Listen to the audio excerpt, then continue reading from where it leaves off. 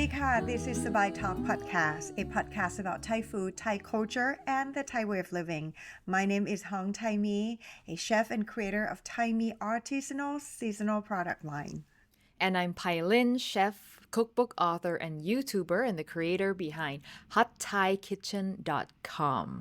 So, since our last episode was about som tam green papaya salad, we thought it would be appropriate to follow it up with a dish that is commonly served with som tam, and that is Laab. We're going to cover the two main types of Laab, all the different variations that you can make within those two, the do's and don'ts, and of course, our tips for how to perfect it at home.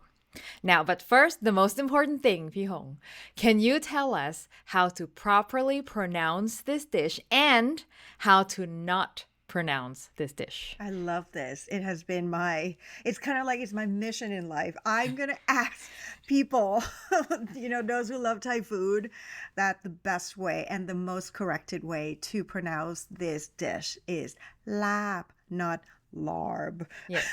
The R, just It's ignore not there. the R. Pretend you're British for a second and say it as if a British person would say it. Laab, without Why- rolling the R. Why do you think the R is in the spelling? Oh, I know exactly why. And I actually covered this in my video on my channel about the madness of spelling Thai dishes in English. And that is because in Thai, in our language, we don't have this sound, right? Like it doesn't exist. So when we see AR, for example, CAR, car, we associate that with sara-a, right? Like, so CA, yeah. So CAR, car, but in Thai accent, we say ka. BAR, bar, in Thai accent, we say ba. So when Thai people are thinking of this ah sound, we think that it's AR. So that's why when they start writing the Thai menus out in English, they think, oh, if it's CAR car, CAR ka, then Laab should be LARB. So that's kind of how it came to be. And yeah, so if a Thai person were to read it in a Thai accent, it would say Laab, right? But an American comes along and tries to read it, and now it turns to Larb, and it just sounds totally awful. Seriously, sometimes that makes my blood boil. It's like, yeah, I know you love Larb. the dish. You love, you love the larb, but it is Laab, my dear.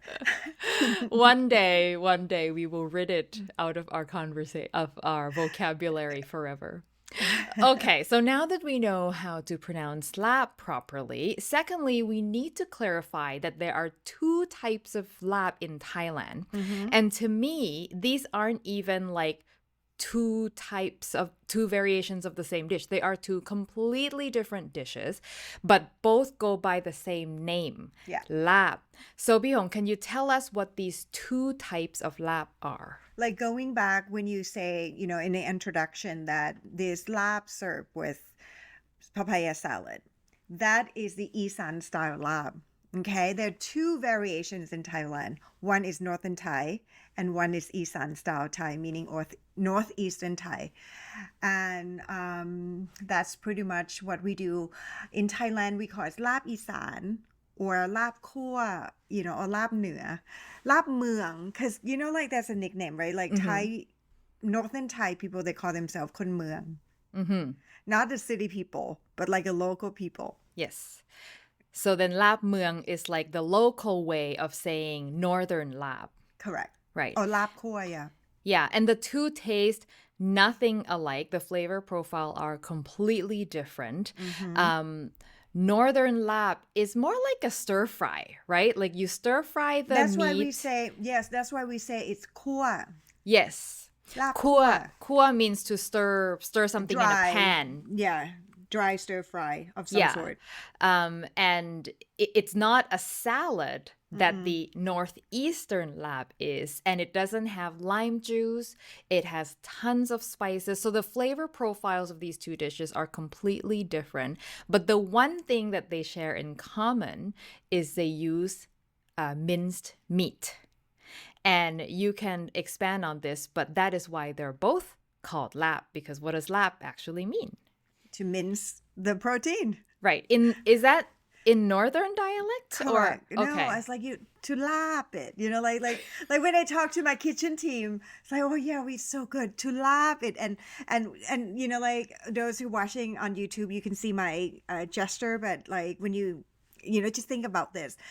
In Thailand, we would mince the pork or the chicken or the Mm, fish sometimes with long knife. mm. Okay, long knife, and it's long knife. It's like almost like a machete, but it's not that dangerous. With a big wooden cutting board. Okay, and then you just use that big long knife to just mince the protein, and that action with the local language is called Laab, and So that's just the name of the dish. lab actually just means mince. Correct. And both of these types of lab use minced meat, and that is why they're both called Correct. lab. Northern Thai would season with a lot of seasoning, which available on my website, hongthaimee.com. The lab or prick lab. Okay, it's like very.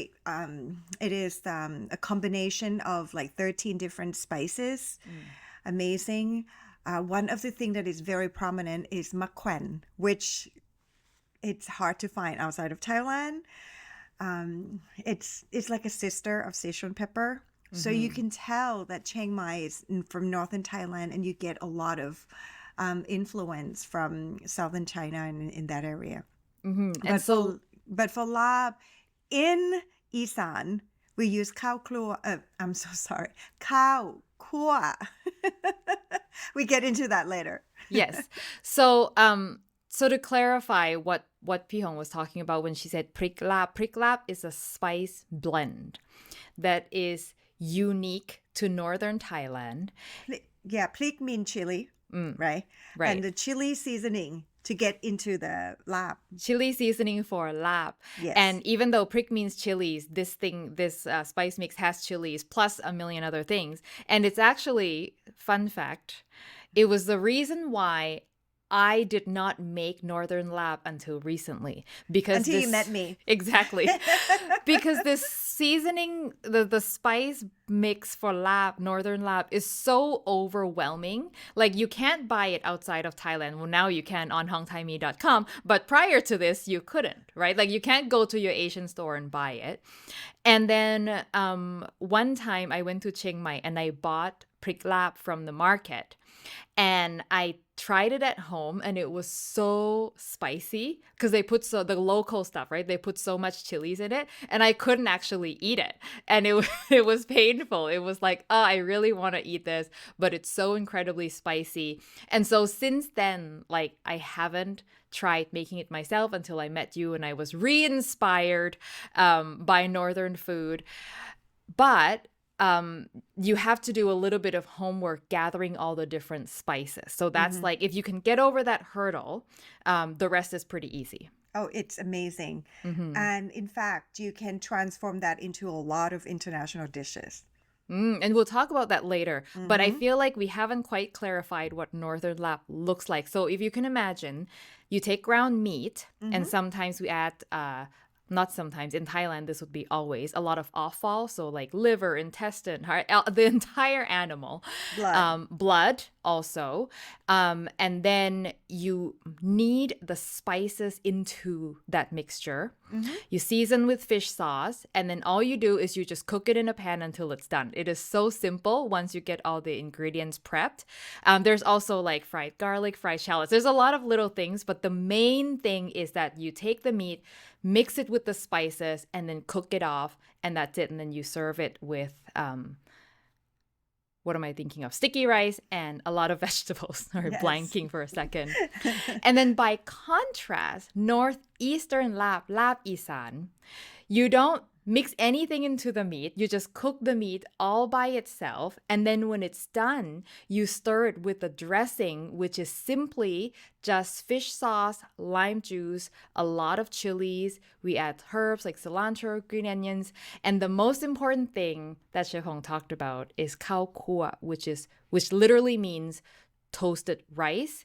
We toast rice until it's nice and brown and smoky and nutty and delicious, grind it into a powder, and then mix it in right before serving. So it's sort of like Northern Lab, the magic ingredient is the spices, and Northeastern Lab, the magic ingredient is the toasted rice. Correct. Mm-hmm. That is in a nutshell. And fun fact, in Thailand, especially Northern Thai, sometimes you do this dish raw.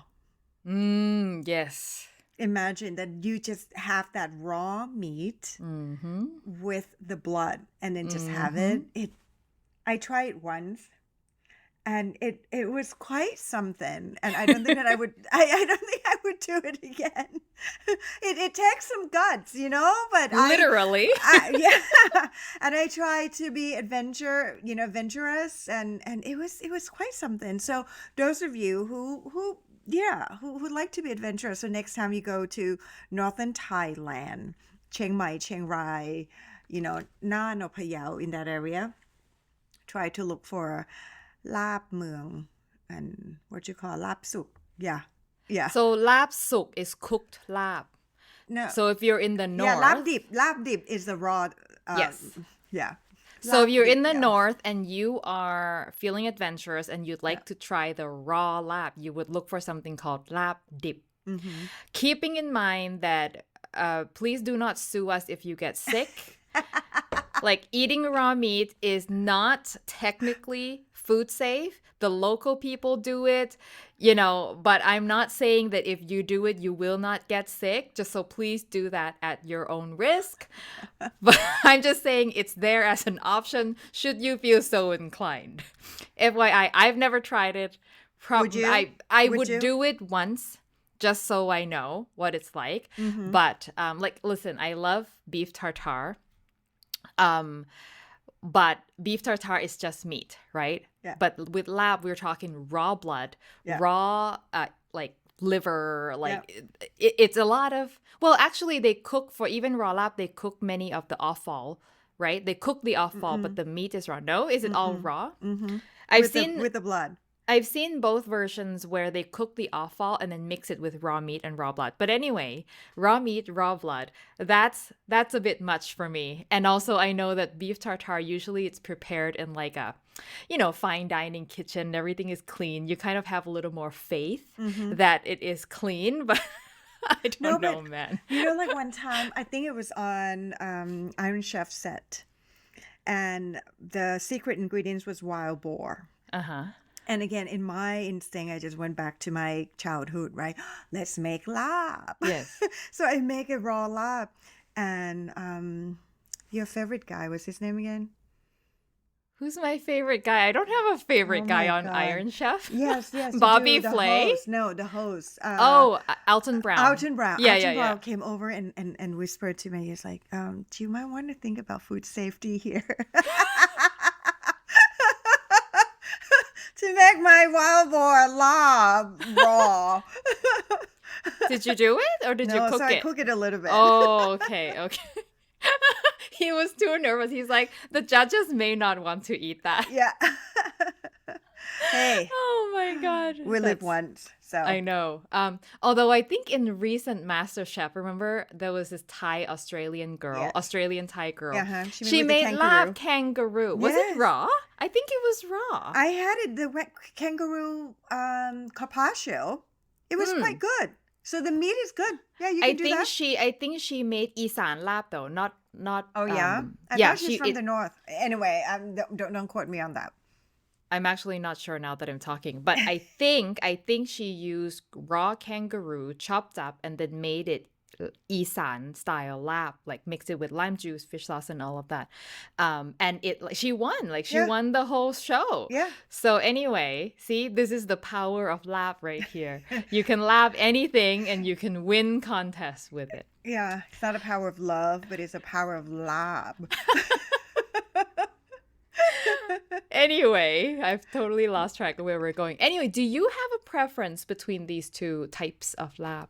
Oh, this is very difficult for me to ask because in my mind, even though they share the same name, okay, I only have Northern Thai lab when I'm back to visit my family in Chiang Mai. But then most of the time, it's harder to find Northern Thai food in Bangkok too, right? So when I I'm at the restaurant in Thailand most of the time. I mean, not most of the time, but I love having this street side experience. So, of course, the Laab Isan, especially Laab Pet Isan. Duck. I love this show. Lab with I'm duck. like salivating every time when we talk about this. And yeah, the duck style lab, the Isan style lab with duck. So good. Yeah. Amazing. I have a recipe for that in my first book for those of you who are interested. But you can take any of my lab recipe and just use duck meat instead. The great thing about duck is that you can take the duck skin and fry it until crispy. Like you chop it up, you fry it. No oil needed. Just let it render its own fat, and then it becomes these crispy duck skin bits that you sprinkle on top of So the lab. Oh my God, it's so good. good. It's just a shame that duck is so expensive here that it's not an available meat that people can just, go to any gold store and buy some duck meat. So it's a little bit harder to make. But if you do have access to duck, it's a really, really great dish to cook with duck. Okay, now when I made my Northern Lab video, which is recently, I talked to you quite a bit about the dish because you're from the North, and I was trying to sort of pick your brain about it. And you told me an interesting context about the kind of dish that Lab is. Like you told me that it's a celebratory dish, right? Like it's a dish that you don't just like make on a Wednesday night just to have for dinner. That historically, now people do, but historically, it used to be like, you needed an event and you kill a whole cow or a whole pig in order to make lab for the entire village. Yes, and the men would do all the mincing, and the ladies of the house would just season it well. Isn't that cool? That it's like a collaborative dish. Yeah. Yes. So, and that it goes to all kinds, like celebratory or even like the sad day event, like funeral. That's when people gather together. Like I remember my dad is from a small town in Lamphun. I mean, he's from Chiang Rai and came and worked in Chiang Mai, and then he still have family in Lamphun. So I get to see a lot of countryside. And I remember one time we went to a funeral in Lamphun, and my dad was just like, whoa, thanks to the big, I mean, we do a lot of pork farming there. Not even farming, but they raise the pork in their own yard. Yeah. Because like in a special event, not like even special, in a big event, right? Then they sacrifice their life for the whole village, right? So then you have lab, you have hang le, you have many dishes that will come out of that, and then the skin will become the crispy skin, pork skin, cab mu, right? Like chicharron. Yes. And it's quite commune, right? Like we are community driven, how we live. But I think the modern technology and stuff like that, it has changed now. This might change, but yes, in the old days this has been part of a community, we come together and we feast. Yes, and it's a great dish for large gathering because you use the entire animal. Correct. Right? And so with the entire animal, you need a lot of hands on deck to help chop everything. If it was one person, it would take you forever. And also, this is why Lab uses the blood and the offal and everything, because if you're going to kill a pig or kill a cow, you want to use everything. You don't want to waste anything, right? And so this is why Lab is like a true, what do you call it? Nose to tail dish. No waste, nothing. Precisely, yeah. And what about lab with fish? You mentioned this earlier, but I think in North America, most people, they think of lab for both lab isan and lab Nua. They think of things like pork or beef or chicken, but lab with fish, both styles, is actually really, really good. Especially with the catfish in Northern Thailand. Well, I promised you, Pailin, I would take you to go on a eating tour in Thailand, especially northern Thailand, and we're going to explore all those. And one of my favorite restaurants in Chiang Mai served this dish, Laab Praduk. Oh, I can't even talk. It's just like... Is this northern or northeastern style? Northern Thai. Oh, really? Yeah, and she's... I don't want to say the restaurant name out loud because I don't want it's already packed as it is. Okay, don't say it. Keep it a secret. I keep it a secret. And every time when I go home to visit my family, the owner of the restaurant happened to be from the same region as my dad, and my dad is he's a most friendly person. He would talk to everybody, and we become very friendly with the owner, and it's so lovely to see them. And when you go there, they serve all these like hard to find herbs and vegetables from the garden. And they have like an unlimited buffet of vegetable. You can just order food and you can just go pick up the vegetable or whatever condiments, right? The side vegetable that you wish. It's just so special. Yeah. And actually my favorite northeastern Laab is also Laab with catfish. Laab Baduk, Isan style. And the way you make Laab with catfish is a little different in the Isan style anyway, is first you grill the fish. Correct.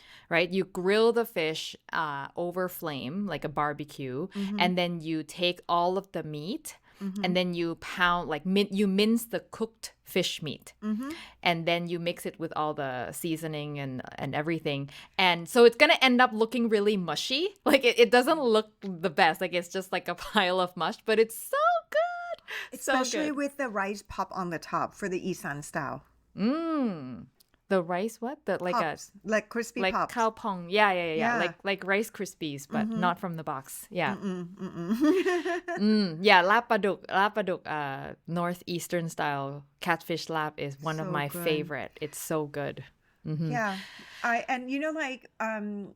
Talking about geographically, right? Yeah. In northeastern Thailand, we're not closer to the sea. So most of the time, even when you do with the fish, is a river fish, not the seafood.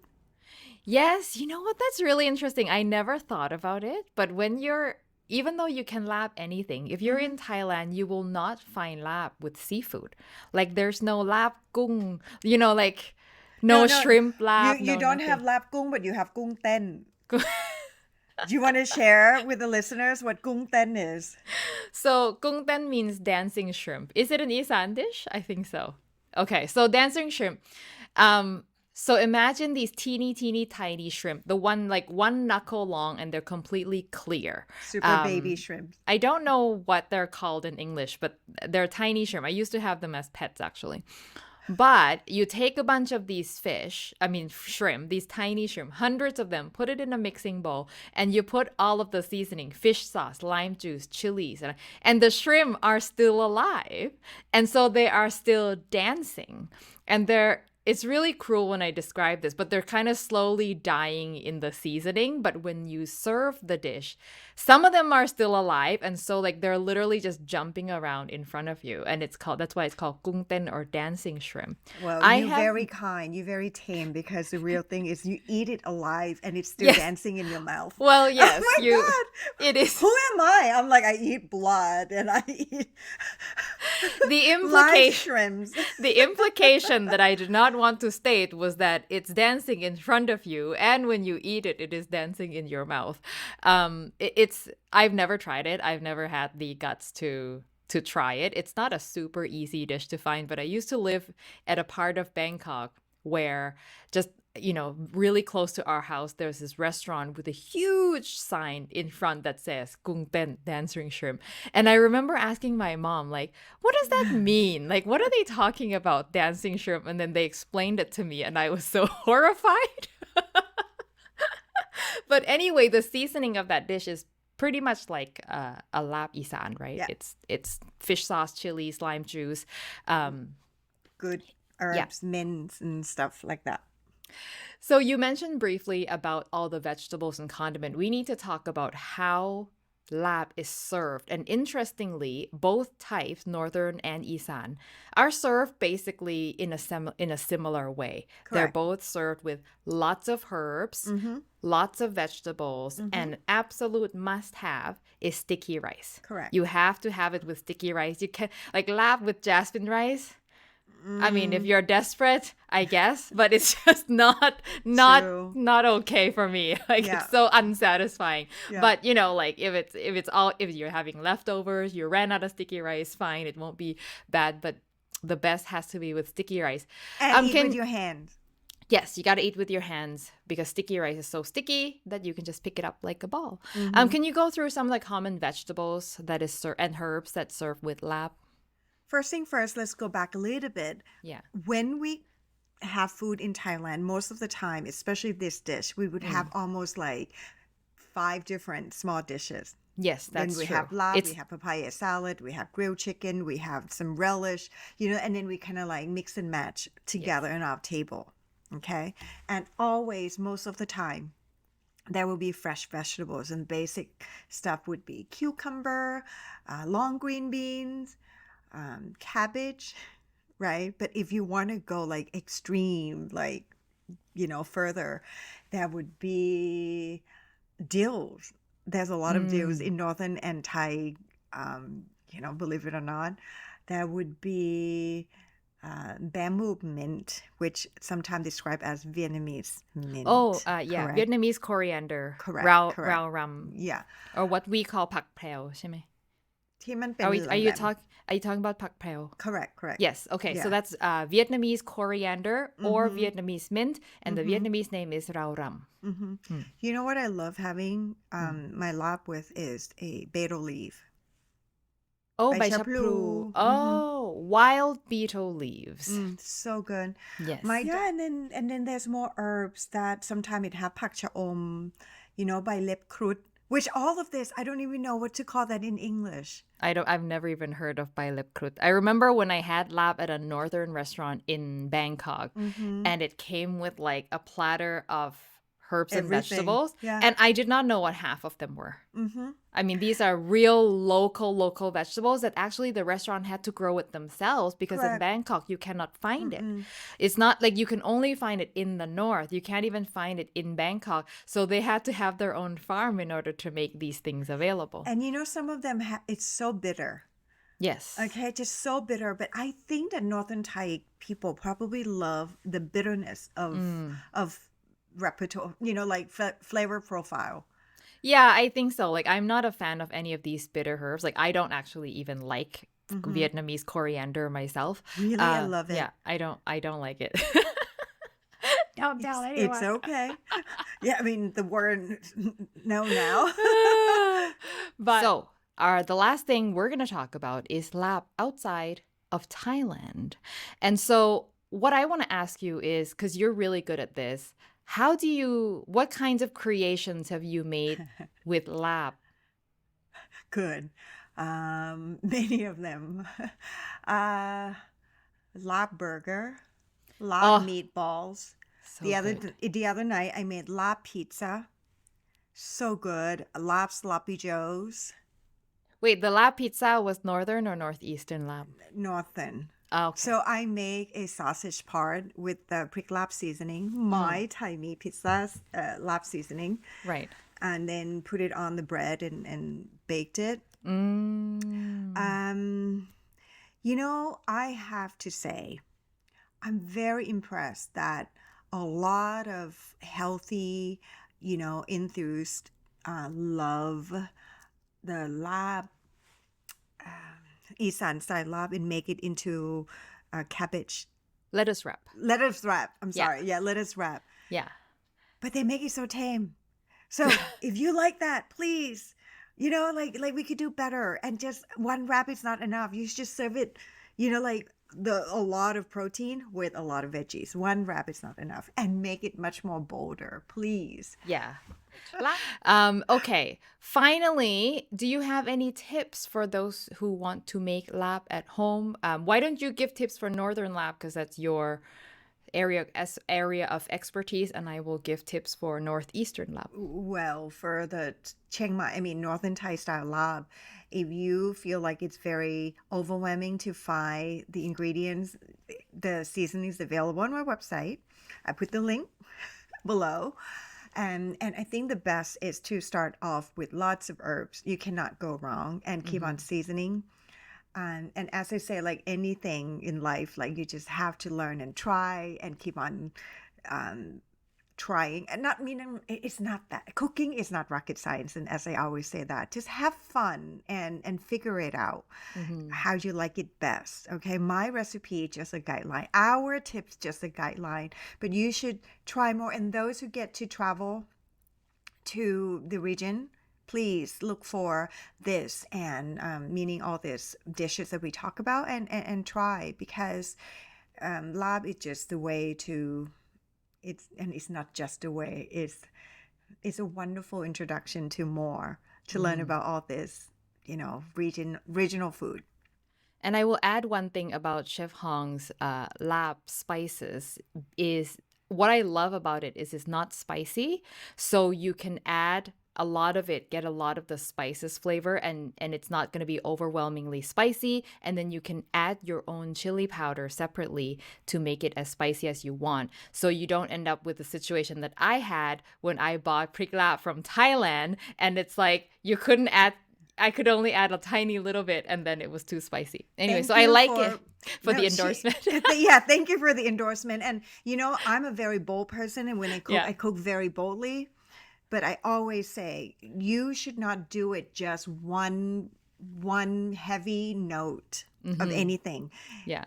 It should be well balanced and well Yeah. rounded. I always love it when the spiciness is Correct. separated from any Mm-hmm. sort of pre-mixed Mm-hmm. sauces, paste Yeah. spices, whatever, because that's the one thing that like it can be a make or break for some people, right? Like if you make it spicy, some people will actually not be able to enjoy that at all. But if you separate it out and make it an option, then everyone can enjoy it. And I mean, if you were to go to Northern Thai restaurant, Mm. Laab would have fried chilies on the top Yes. as a condiment as well. Yeah. And then you can make it spicier Correct. as you like. So my tip for making northeastern lab isan is the most important thing that I see people get wrong is they toast their rice too pale. So the key ingredient for toasted rice, sorry, for lab, northeastern lab is the toasted rice powder. Mm-hmm. And you toast the rice when it's still raw. But for a lot of people, they toast it until it's just kind of golden and very light, like toasted coconut kind of thing. And then they pull it off because they're afraid it's going to burn. But you actually are not maximizing the toastiness that way. You have to toast it until the rice looks dark brown. Mm-hmm.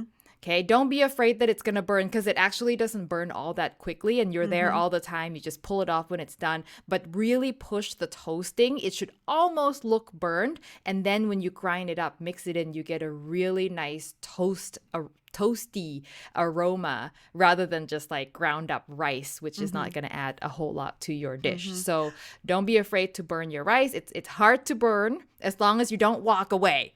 Okay. What kind of rice do you use for your khao So kua? traditionally, people use sticky rice because that is the rice of the Northeast. But I actually prefer using jasmine rice because jasmine rice is more aromatic. This is something that I learned working in a Thai restaurant in San Francisco because I always thought you have to use glutinous rice, you have to use sticky rice to make khao kua. And then an auntie in the restaurant says, well, you can use glutinous rice, but if you use jasmine rice, it'll be more aromatic. And I was like, oh, I should try that. So I started doing that. And it turns out really well. Like it toasts just the same. And yes, if you're using good, real jasmine rice, you will get extra aroma out of it as well. So And that's what I also- prefer. And also, do you add on herbs like galangal, lemongrass, and kaffir? It I should not depends. say kaffir lime. Makrut Makrut lime. Yeah. It depends. For beef, I do because I feel like with lab beef, it really benefits from the addition of all those herbs, galangal, lemongrass, because the gaminess of the beef. Yeah. But if it's pork, I sometimes keep it simple.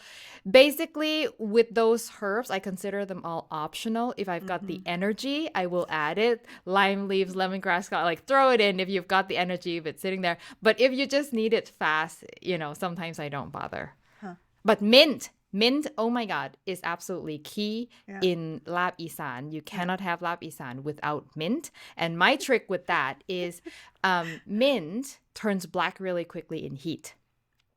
So you should wait until the lab has cooled down a little bit before you stir it in, or you just sprinkle everything on top, and then people can mix it in as they eat so the mint does not turn black. Mm-hmm. True. And another key thing about Laab Isan is, okay, can you read my mind right now? Start with M. MSG. They call it Pong Nua. That is the key. And if you talk to any people from Isan, you would know they can't live without MSG. They can't live without it, just like my papaya salad from last episode. For those of you who don't know what I'm talking about, listen to my papaya salad episode. Yes, MSG is definitely a staple in northeastern Thai cooking and Lao cooking as well. And that is it for today. If you want to get in touch with us, you can reach us at sabaitalk@hongthaimee.com.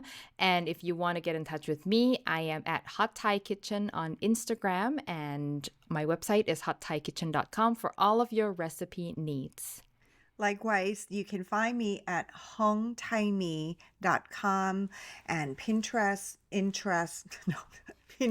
Instagram, and I would do more at Hong Thaimee. Thank you as always for watching/listening, and we will see you next time. สวัสดีค่ะ สวัสดีค่ะ. Have a wonderful week, everyone.